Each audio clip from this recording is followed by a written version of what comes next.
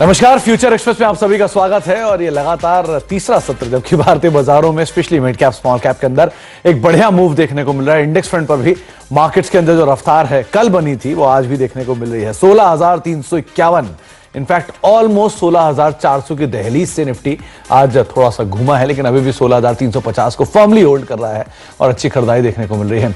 कल से ही जब वो निफ्टी ने 16,200 का जोन पार किया था, कॉल राइटर्स बैकफुट पे गए थे और उसके बाद से बाजार ने रफ्तार पकड़ी और अब बढ़िया पुट राइटिंग आपको दिखाई पड़ेगी 16,200 16,300 के जोन में। 16,200 वैसे भी एक मजबूत सपोर्ट के तौर पे देखा जा रहा था मार्केट में कल की एक मूव के बाद, और 16,500 के जोन पे आपको कॉल राइटर्स जो थोड़े हद तक बैकफुट पे जाते हुए दिखाई पड़ेंगे। लेकिन अब कहां तक ये मार्केट मूव करेगा इस पर हम आगे राजेश पालविया जो हमारे साथ मौजूद होंगे एक्सिस सिक्योरिटीज से, उनसे हम चर्चा करेंगे। लेकिन सो फार मार्केट के ऊपर नजर डाली जाए तो एक बढ़िया रफ्तार आज बाजार में फिर से देखने को मिल रही है। निफ्टी में तेजी है, निफ्टी बैंक में खरीदारी है, मिड कैप स्मॉल कैप आज फिर एक्शन में कामकाज कर रहे हैं और लगातार तीसरा दिन है जबकि इन दोनों इंडिसेस के अंदर कामकाज देखने को मिल रहा है। हालांकि तेजी शुरुआती कारोबार में जो थी वो थोड़ी सी जरूर फिजल आउट हुई है, लेकिन अभी भी मार्केट्स के अंदर जो ब्रॉडर मार्केट्स हैं वो तेजी में ही ट्रेड करते हुए दिखाई पड़ रहे हैं।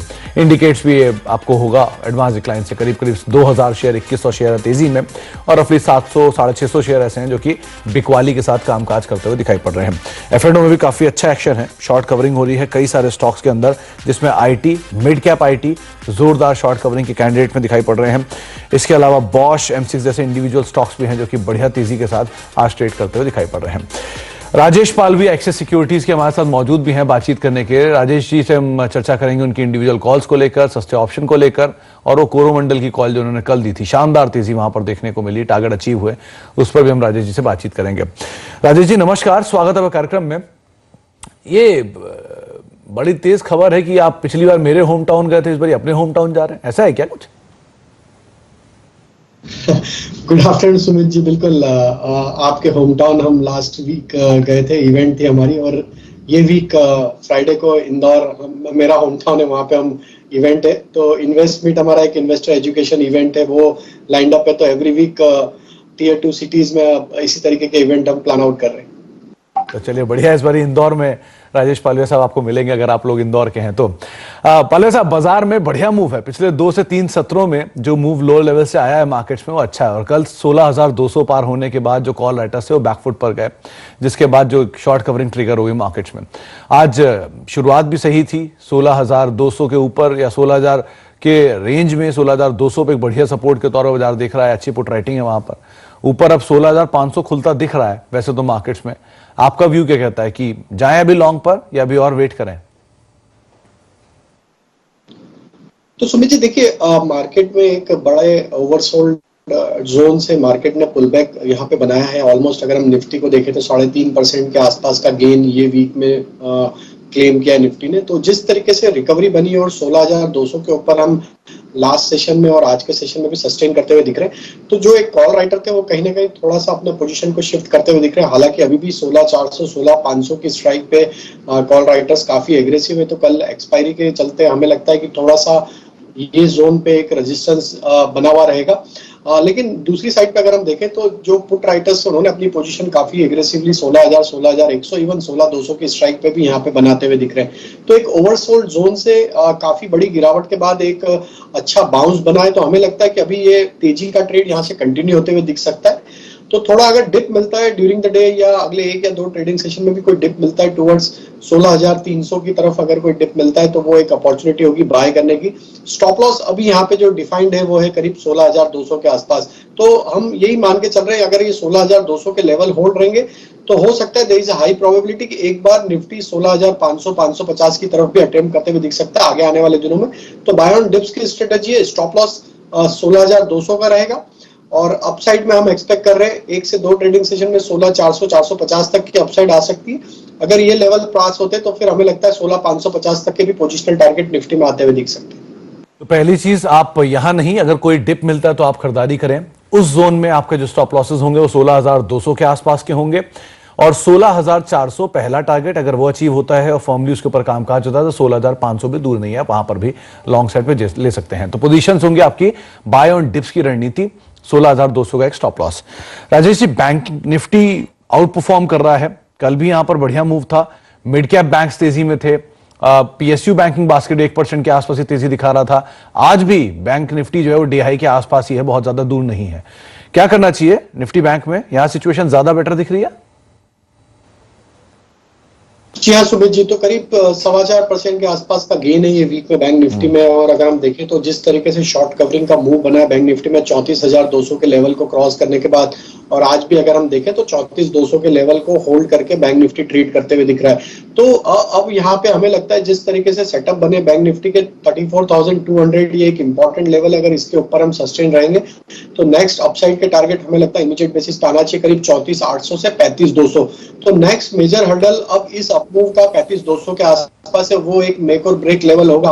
अगर वो लेवल को क्रॉस करते हैं तो फिर एक और यहाँ से अपमूव कंटिन्यू होते हुए दिख सकता है। तो बट इमीडिएट टारगेट हम यहाँ पे एक्सपेक्ट कर रहे हैं 34,800 से 35,200 तक के। कोई भी वॉलेटिलिटी में डिप मिलती है टुवर्ड्स 34,400 तो बाइंग अपॉर्चुनिटी होगी। स्टॉप लॉस डिफाइन रखेंगे हम करीब 34,150 के आसपास, और ये स्टॉप लॉस से हम अपनी लॉन्ग पोजीशन को यहाँ पे होल्ड रखने की सलाह देंगे और बाय करने की सलाह देंगे। 34,150 के आसपास का एक स्टॉप लॉस, लॉन्ग साइड पर अपनी रणनीति आप यहां पर रखेंगे। वैसे भी 34,100 के जोन्स के अंदर बढ़िया पुट राइटर्स एक्टिव भी हैं, तो आप 34,150 का एक स्टॉप लॉस लेकर पोजीशन लॉन्ग साइड पर निफ्टी बैंक में भी जा सकते हैं। ज्यादा बेहतर रणनीति तभी रहेगी जब ये भी आप डिप्स के अंदर ही लॉन्ग साइड पर पोजीशन लेकर जाएंगे। अच्छा राजेश जी, इंडिविजुअल कॉल्स कहां पर आप तेजी या मंदी देख रहे हैं? सुमित जी देखिए, एक सेक्टर जो काफी अच्छा परफॉर्मेंस दिखा रहा है इस पूरी वॉलेटिलिटी में भी देखें तो ऑटोमोबाइल सेक्टर पे हमारा फोकस है और महिंद्रा एंड महिंद्रा पे हमारा फोकस है अभी भी। हमने लास्ट टाइम भी आपसे जिक्र किया था ये स्टॉक पे, और अभी भी हम यहाँ पे बुलिश व्यू लेके चल रहे हैं। स्टॉक में काफी स्टेबल स्ट्रक्चर है पूरे वॉलेटाइल मार्केट में। जिस तरीके से इसने परफॉर्मेंस किया है, हमें लगता है ये स्टॉक काफी अच्छा अपमूव यहाँ से कंटिन्यू करते हुए दिख सकता है। ओवरऑल सेटअप इसके पॉजिटिव है, और जिस तरीके के डेटा बने हुए हमें लगता है एम&एम को फ्यूचर को यहाँ पे बाय करना चाहिए। 914 915 के आसपास अभी ट्रेड कर रहा है। स्टॉप लॉस रखे करीब इसमें 902 का, और अपसाइड के टारगेट हम एक्सपेक्ट कर रहे हैं 935 से 940 तक के। जो दूसरा स्टॉक यहाँ पे हमें अट्रैक्टिव लग रहा है वो है गुजरात गैस का। अगर आप इस स्टॉक का सेटअप देखें तो वीकली सेटअप के हिसाब से स्टॉक ने एक जो बेस बनाया पिछले 4-5 वीक में, जो एक कंसोलिडेशन का ब्रेकआउट यहाँ पे वीकली सेटअप के हिसाब से देखने को मिल रहा है। आज भी देखें तो करीब 4.5% के आसपास ओपन इंटरेस्ट एडिशन होते हुए दिख रहे हैं। तो गुजरात गैस फ्यूचर यहाँ पे बाय करने की सलाह रहेगी। 577 के आसपास अभी स्टॉक ट्रेड कर रहा है। इसमें हम एक्सपेक्ट कर रहे हैं अपसाइड के टारगेट 595 605 तक के। करंट लेवल से स्टॉप लॉस सजेस्ट करेंगे 568 का। वो जो तीसरा स्टॉक हमें अट्रैक्टिव लग रहा है वो है एफएमसीजी सेक्टर से, और उसमें देखे तो एफएमसीजी पूरा पैक की देखे तो काफी अच्छा बाइंग इंटरेस्ट यहाँ पे बनाते हुए दिख रहा है। तो उसमें हम यहाँ पे ब्रिटानिया पे लॉन्ग करने की सलाह देंगे। जिस तरीके से ब्रिटानिया का सेटअप बना है, आज भी देखे तो करीब 1.5 से 2% के ओपन इंटरेस्ट ऐड होते हुए दिख रहे हैं, और स्टॉक एक अपने मल्टीपल रेजिस्टेंस जोन को ब्रेकआउट करते हुए दिख रहा है वीकली चार्ट पे। 3405 के आसपास ब्रिटानिया अभी ट्रेड कर रहा है, इसमें बाय करने की सलाह रहेगी। अपसाइड के टारगेट आना चाहिए करीब 3450 से लेके 3470 तक के। करंट लेवल से स्टॉप लॉस सजेस्ट करेंगे यहाँ पे 3370 का। ओके, एफएमसीजी पैक से ब्रिटानिया 3370 का एक stop loss, long side position 3450 और 3470 के टारगेट्स के लिए आप यहां पर दांव लगा सकते हैं। महिंद्रा एंड महिंद्रा 940 रुपए के टारगेट्स के लिए आप खरीदारी करेंगे। 902 रुपए का एक स्टॉप लॉस यहां पर मेंटेन करेंगे, और उसके अलावा गुजरात गैस 595 रुपए के टारगेट्स के लिए आप खरीदारी कर सकते हैं। 600 रुपए का भी एक टारगेट, 605 का भी यहां पर देख सकते हैं। 568 रुपए का एक स्टॉप लॉस यहां पर मेंटेन करके चलने की राय आपको दी जा रही है। तो गैस स्पेस से, ऑटो स्पेस से और एफएमसीजी स्पेस से 3 नाम यहां पर बताए गए हैं। अच्छा, एफएमसीजी की बात ही उठी है। सबसे पहले तो पालवे साहब 2 नाम, पहला एचयूएल, बड़े लंबे अंतराल के बाद इसमें आज वापस मूव आया है, और दूसरा है आईटीसी, नंबर से ठीक पहले कल 4-4.5% का मूव दे चुका है, आज अवेट कर रहा है, थोड़ा थोड़ा स्पाइक आना शुरू हुआ है। क्या करा जाए इसमें? तो जैसा सुमित जी हमने बताया कि एफएमसीजी पैक में एक अच्छा बाइंग इंटरेस्ट बना है इस मार्केट में, और सारे स्टॉक्स में मेजरली हम देखें तो एक अच्छे ब्रेकआउट बने। एचयूएल का सेटअप देखें तो काफी अच्छा ब्रेकआउट इसमें एक लोअर साइड से कंसोलिडेशन के बाद देखने को मिल रहा है। तो हमें लगता है कि अभी कहीं ना कहीं एक रिवर्सल के साइन दिखा रहे हैं सारे एफएमसीजी स्टॉक। एचयूएल में बिल्कुल बुलिश व्यू है हमारा, यहाँ पे 2400 तक के अपसाइड पोजिशनल बेसिस पे हम एक्सपेक्ट कर रहे हैं। करंट लेवल से 2200 के आसपास का स्टॉप लॉस सजेस्ट करेंगे, और आईटीसी का सेटअप देखें तो ये स्टॉक में तो अगर हम देखें तो इतने डाउनफॉल के बावजूद भी ये स्टॉक ने अपने प्रीवियस जो ब्रेकआउट हुए थे इसके उस ब्रेकआउट के लेवल को सस्टेन करके 250 के आसपास बेस बना के वापस जो रिवर्सल बना है, तो हमें लगता है आईटीसी का सेटअप तो काफी प्रॉमिसिंग लग रहा है। और जिस तरीके के अभी यहाँ पे स्टॉक 260-65 के ऊपर ट्रेड करते हुए दिख रहा है, हमें लगता है अगर ये स्टॉक 270 के लेवल को क्रॉस करने में अगर कामयाब होता है तो ये स्टॉक में यहाँ से एक बड़ी तेजी 300 तक भी आते हुए दिख सकती है। तो आईटीसी पे भी बुलिश व्यू है, जिनके पास पोजीशन है होल्ड रखे, 252 का स्टॉप लॉस रखे और अपसाइड में हमें पोजीशनल टारगेट इसके 300 तक आते हुए लग रहे हैं। 300 रुपए तक के टारगेट्स पोजिशनली आईटीसी के देखने को मिल सकते हैं, सब्जेक्ट टू आज नंबर्स कैसे आने वाले हैं। लेकिन हाँ, 2200 से एक स्टॉप लॉस लेकर 2400 के टारगेट्स के लिए आप एचयूएल में जरूर पोजीशन लॉन्ग साइड पे अपनी लेकर जा सकते हैं। कुछ स्टॉक जहां पर बढ़िया मूव आ रहा है उसमें एमसीएक्स और बॉश 5-5% का मूव दोनों में देखने को मिल रहा है। स्पेशली एमसीएक्स काफी बीट एंड डाउन था, ईयर लोज के आसपास कामकाज कर रहा था, वहां से एक बढ़िया पुल बैक दिया है, मार्जिन ऑफ सेफ्टी काफी था। और दूसरा बॉश भी करीब 4-4.5% ऊपर है। क्या करना चाहिए राजेश इन दोनों में? तो सुमित जी बिल्कुल देखें तो काफी बीटन डाउन स्टॉक था, लेकिन ये पूरे सेगमेंट में ही एक अच्छा बाइंग इंटरेस्ट देखने को मिला। अगर कैश सेगमेंट में देखें तो एंजल वन, बीएससी, एमसीएक्स, ये सारे एक्सचेंज और ब्रोकिंग रिलेटेड स्टॉक्स में एक अच्छा मूवमेंट बनते हुए दिख रहा है। हमें लगता है एमसीएक्स में जिस तरीके से मोमेंटम बना, एक ओवरसोल्ड टेरिटरी से स्टॉक ने बाउंस दिया है, तो ये इसने प्रीवियस जो स्विंग लो थे करीब 1175 के आसपास, उसके आसपास से ही एक बेस बना के वहां से एक रिवर्सल के साइन जरूर देखने को मिले। हालांकि अभी भी स्टॉक का स्ट्रक्चर वीक है, बट हमें लगता है जो पुल बैक बने और जो नियर टर्म सेटअप बने उसमें हमें लगता है ये टारगेट यहाँ से अपसाइड के 1350 तक भी कंटिन्यू होते हुए दिख सकते हैं। तो जिनके पास पोजीशन है होल्ड रखी जा सकती है, 1255 का स्टॉप लॉस ट्रेल कर ले, अपसाइड के टारगेट होंगे 1320-1350 तक के। अच्छा, 1320-1350 तक के टारगेट्स के लिए आप एमसीएक्स को देख सकते हैं। 1220 का एक स्टॉप लॉस या 1230 का एक स्टॉप लॉस आप मेंटेन करेंगे, लॉन्ग साइड पर अपनी पोजीशंस को आप देख सकते हैं। एक आगे भी हम राजेश जी से बातचीत करते रहेंगे कुछ और स्टॉक्स को लेकर, लेकिन उससे पहले सीआईआई के नए प्रेसिडेंट संजीव बजाज का कहना है कि महंगाई को लेकर आरबीआई ने जो कदम उठाए हैं वो तो ठीक है, लेकिन सरप्राइज देना ठीक नहीं है। उनका कहना है कि धीरे धीरे चरणबद्ध तरीके से आरबीआई को दरें बढ़ानी चाहिए। आरबीआई ने काफी क्लियर कट सिग्नल दे दिया है कि अब धीरे धीरे वो अब इंटरेस्ट रेट बढ़ाना शुरू कर देंगे, क्योंकि आपका बिजनेस भी सेगमेंट से जुड़ा हुआ है। तो ये कितना बड़ा कंसर्न आप लोगों के लिए है? तो इसकी उत्तर इसी बात में आती है कि अगर अपन 2 साल पहले चले जाए प्री पैंडेमिक ईरा में, तो तब के जो इंटरेस्ट रेट्स थे are much higher than the interest rates today. तो जो हम ये देख रहे हैं कि एक नॉर्मलाइजेशन हो रहा है। मैं यही होप करूंगा फ्रॉम आरबीआई कि जो सडन इंक्रीज किए वैसे ना करे, but do a calibrated one. And जिस तरह से आरबीआई पिछले सालों में discusses what their stance will be, तो उस तरह से अगर कोई ग्लाइड पाथ दिखाए इंडस्ट्री के लिए, इकोनॉमी के लिए, कि इस तरह से इस ट्रिगर्स के साथ हमारी इंटरेस्ट रेट बढ़ेगी, I think that will allow industry to prepare for it. दूसरी बात यह भी है कि पिछले 3-4-5 सालों में प्राइवेट सेक्टर इंडस्ट्री में कैपेक्स एडिशन नहीं हुई है, but gradually we are seeing demand growth happening. काफी सेक्टर्स में 70% से ज्यादा कैपेसिटी यूटिलाइजेशन है। उसका मतलब यही होता है कि दो sector start the new capex cycle, क्योंकि कैपेक्स साइकिल स्टार्ट करना और उसका प्रोडक्शन रियलाइज होने में भी पीरियड ऑफ टाइम जाती है। तो उस हिसाब से I don't see calibrated increase coming back to where we were pre pandemic levels will have a strong negative impact. वजह से आपको सुन रहे थे, खास तौर से महंगाई को लेकर जो उन्होंने दिया कि इंपॉर्टेंट है, ब्याज दरें तो बढ़ेंगी ही, ये बात एंटिसिपेटेड है, लेकिन इस तरह का सरप्राइज एलिमेंट शायद यहां पर नहीं इंक्लूड होना चाहिए। राजेश सर, ये बजाज फाइनेंस, इस पे भी एक बार नजर डालिए, किस तरह की सिचुएशंस यहां दिख रही हैं, क्योंकि हायर लेवल से थोड़ा ईज आउट जरूर हुआ है स्टॉक पे। कुछ लग रहा है क्या लॉन्ग साइड पे जाने लायक?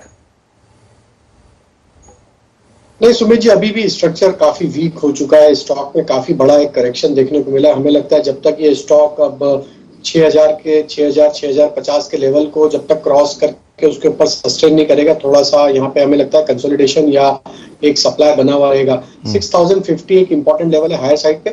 अगर वो लेवल क्रॉस करता है तो फिर कहीं ना कहीं इसमें एक बॉटमिंग आउट होने के साइन बनते हुए दिखेंगे, बट अभी अवॉइड करना चाहिए। थोड़ा सा स्टॉक में अभी और यहाँ पे अभी हमें लगता है कि सप्लाई यहाँ पे कंटिन्यू होते हुए दिख सकता है। अच्छा, तो सप्लाई शायद कंटिन्यू है, यहाँ पर अभी लॉन्ग आप ना लेकर जाएं। डे लो के आसपास वैसे भी ये ट्रेड कर रहा है। एक ब्रेक का वक्त हो गया। ब्रेक के उस पार हम राजेश जी से बातचीत करेंगे सस्ते ऑप्शन को लेकर, लेकिन राजेश जी ने कल एक ऑप्शन दिया था कोरोमंडल इंटरनेशनल को लेकर, वो सस्ता ऑप्शन ही था और वहां पर भी बढ़िया टारगेट्स अचीव होते हुए दिखाई पड़े हैं। तो कल की शानदार परफॉर्मेंस के बाद आज राजेश जी की तरफ सस्ता ऑप्शन कौन सा है, छोटे से ब्रेक के उस पार।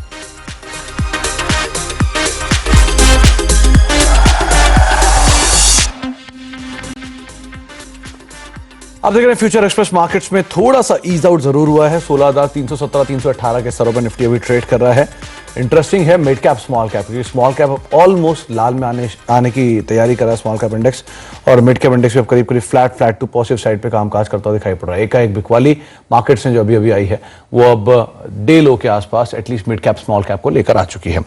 अच्छा, राजेश जी ने कल सस्ता ऑप्शन नहीं, राजेश जी ने एक फ्यूचर का ट्रेड दिया था कोरोमंडल इंटरनेशनल का। कल सुबह 9:40 के आसपास ये ट्रेड उन्होंने दिया था, जहां पर खरीदारी कर चलने की राय दी गई थी कोरोमंडल में, और वहां पर बढ़िया लक्ष्य अचीव होता हुआ दिखाई पड़ा। वो स्क्रीन आपको प्लेट जो है आपकी स्क्रीन पर आएगी।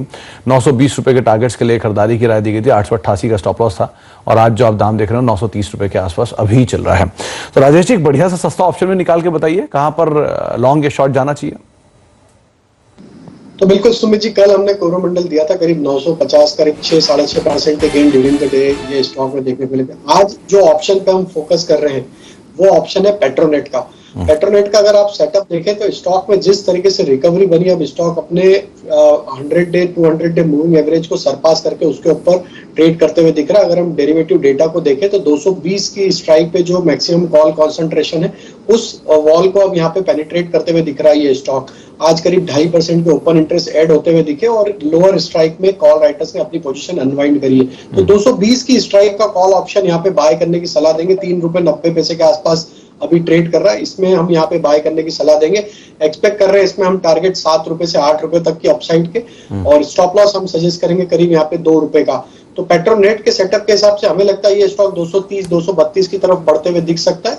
ये ऑप्शन के टारगेट हम 7 रुपए से 8 रुपए तक के एक्सपेक्ट कर रहे हैं ड्यूरिंग द डे। 1 से 2 ट्रेडिंग सेशन में आते हुए दिख सकते हैं, और 2 रुपए का स्टॉप लॉस रखेंगे। इनफैक्ट बातचीत के दौरान ही 4 रुपए 10 पैसे के आसपास ये ऑप्शन पहुंच गया है, और जो टारगेट्स दिख रहे हैं वो 7 रुपए से लेके 8 रुपए तक के यहां पर आप देखने को मिल सकते हैं। 2 रुपए का एक स्टॉप लॉस मेंटेन कर सकते हैं। तो पेट्रोनेट में 220 की कॉल, जिसके अंदर आप खरीदारी कर चलने की राय आपको दी जा रही है। 7 से लेकर 8 रुपए के टारगेट्स के लिए आप इसमें दाम लगाएं, करीब 2 रुपए का एक स्टॉप लॉस मेंटेन कर सकते हैं। अच्छा राजेश जी, एक स्टॉक देखिए टाटा कम्युनिकेशन हायर लेवल पे सस्टेन नहीं कर पा रहा है। आज 1000 रुपए के ऊपर भी गया, उसके बाद हायर लेवल से तेज बिकवाली आई, वापस 900 की रेंज में आ गया, 2.5% नीचे है, सस्टेन नहीं कर रहा है। तो क्या हायर लेवल पे हर बिकवाली या फिर वही आज का हाई को स्टॉप लेके शॉर्ट जा सकते हैं इसमें? तो सुमित जी देखिए, एक जो करेक्शन हुआ था इस स्टॉक में, वो स्टॉक एक वीक जोन में ऑलरेडी आ चुका है। जरूर एक पुल बैक बना था स्टॉक में in line with market, but अभी भी हमें लगता है जब तक ये 1020 के लेवल को क्रॉस नहीं करेगा ये स्टॉक में थोड़ा सा सप्लाई बना हुआ रहेगा। तो अगर किसी को शॉर्ट करना है तो बिल्कुल आज का हाई या 1020 का स्टॉप लॉस रख के शॉर्ट किया जा सकता है। थोड़ा सा पुल बैक बनता है अगर टुवर्ड्स 985 की तरफ, 990 की तरफ, तो शॉर्ट करें, वहां से रिस्क रिवॉर्ड फेवरेबल होगा। 1022 स्टॉप लॉस होगा, और डाउन साइड में हमें लगता है कि जैसे ही ये स्टॉक में वापस से 970 के लेवल टूटेंगे तो थोड़ा सा और सेलिंग प्रेशर एक्सटेंड होते हुए दिख सकता है। 955 तक भी ये फिसलते हुए दिख सकता है। तो 10 रुपए अगर यहाँ से पुल बैक मिलता है 1% का, तो वहां पे शॉर्ट कर दे 1022 के स्टॉप लॉस से। अच्छा, तो 1022 का स्टॉप लॉस और कोई पुल बैक मिले तो वहां पे आप शॉर्ट जा सकते हैं। आईटी से परसिस्टेंट सिस्टम करीब 3-3.5% ऊपर कामकाज कर रहा है। इंटेलेक्ट डिजाइन में 0.5% के आसपास का मूव है। बिरला सॉफ्ट भी तेजी में था। यहां से कोई नाम दिख रहा है क्या आपको राजेश जी लॉन्ग साइड पे? नहीं सुमित जी, देखिए ये आईटी स्टॉक्स में जो पुलबैक बना है वो अभी भी यहाँ पे इतना सिग्निफिकेंट पुलबैक नहीं बना है। अगर हम परसिस्टेंट और बिरला सॉफ्ट दोनों को देखें तो मुझे थोड़ा सा यहाँ पे रिलायबिलिटी लग रही है बिरला सॉफ्ट के सेटअप के हिसाब से। तो जिस हिसाब से ये स्टॉक में देखें तो रिवर्सल बना है, तो आप इसके लिए इंपॉर्टेंट लेवल हो जाएगा कि ये 380 के लेवल को अगर होल्ड रखता है तो यहाँ पे कंटिन्यूटी दिखेगी इस पुलबैक की, और फिर ये स्टॉक एक बार अटेम्प्ट कर सकता है यहाँ से 410-415 की तरफ। बट अभी भी हमें लगता है कि जिन्हें भी अगर यहाँ पे लॉन्ग साइड का ट्रेड भी इनिशिएट करना है तो काफी अभी वीक जोन है, तो 380 काफी इंपॉर्टेंट लेवल है। ये स्ट्रिक्ट स्टॉप लॉस फॉलो करे तो ही यहाँ पे लॉन्ग ट्रेड यहाँ पे बनाने की सलाह रहेगी। अच्छा, चलिए, बहुत बहुत शुक्रिया राजेश जी हमारे साथ मौजूद रहने के लिए, बाजार पर बातचीत करने के लिए और सभी ऑप्शंस पर अपनी रणनीति या स्टॉक्स पर अपनी रणनीति में बताने के लिए। इस बीच मार्केट्स में मिड कैप लाल निशान में आ चुका है, स्मॉल कैप लाल निशान में आ चुका है। निफ्टी भी हायर लेवल से ईज आउट होने के बाद 16,300 के नीचे अभी ट्रेड कर रहा है। जब कार्यक्रम शुरू हुआ तब 16,355 था, अब 16,280 के जोन में निफ्टी ट्रेड कर रहा है कि हायर लेवल से 70 अंकों के आसपास की पोजीशंस थोड़ी सी ईज आउट हुई हैं पिछले आधे घंटे के दौरान। एक ब्रेक का वक्त है, ब्रेक के उस पार आशीष वर्मा आपके साथ मौजूद होंगे।